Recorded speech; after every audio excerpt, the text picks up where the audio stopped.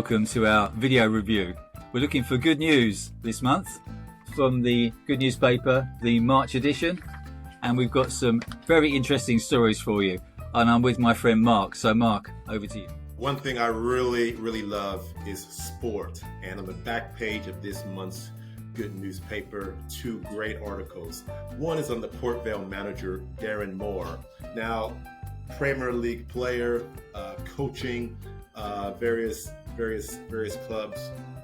But, you know, his managerial career has been anything but smooth. The ups and downs that he's experienced.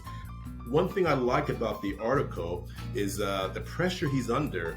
He says that his faith gives him the ability to cope with that pressure that's constant, and also with the ups and downs. You know, his managerial career has not been all roses, yet he's calm and he's hopeful, and that's because of his faith in Jesus. I wonder how smooth your life is. How is your career going? Have you achieved all your dreams? Have there been some downers? Well, read this article on Port Vale manager Darren Moore. I think it will encourage you to see that the stability that faith brings can be a help to you. There's a second article on Dr. Mark Prince. This is very inspirational, very encouraging. The sad part of this story is he received an award at the Sports Personality of the Year on the BBC. It's work that was inspired by the death of his son, a promising footballer who was stabbed to death outside his school almost 20 years ago. And you read the article and he talks about the choice he made because of his faith, not to be bitter, not to be angry, to be forgiven, to be encouraged by the death of his son, to help others, inspired by his faith in Jesus Christ. Read this article and tell you what, you go to YouTube, it mentions the speech on YouTube. I watched the speech after reading the article. It will inspire you. It will encourage you to reconsider the place of Jesus Christ in the midst of tragedy, and to inspire you to help others.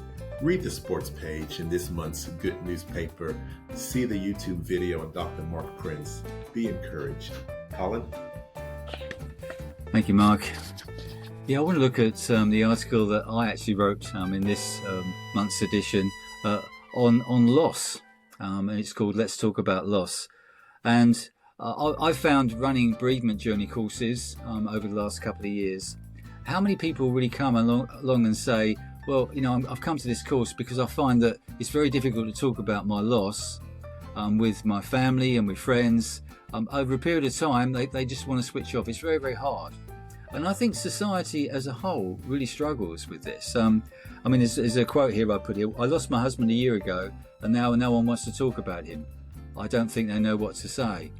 How about you? How do you react when you come across somebody who's been bereaved, a friend or a family member? Do you know what to say? Do you know how to deal with it? Or have you experienced a situation where you've lost someone yourself and you found that people don't know what to say? I mean, I remember once when I was younger and I lost somebody, and somebody walked across the road to avoid me.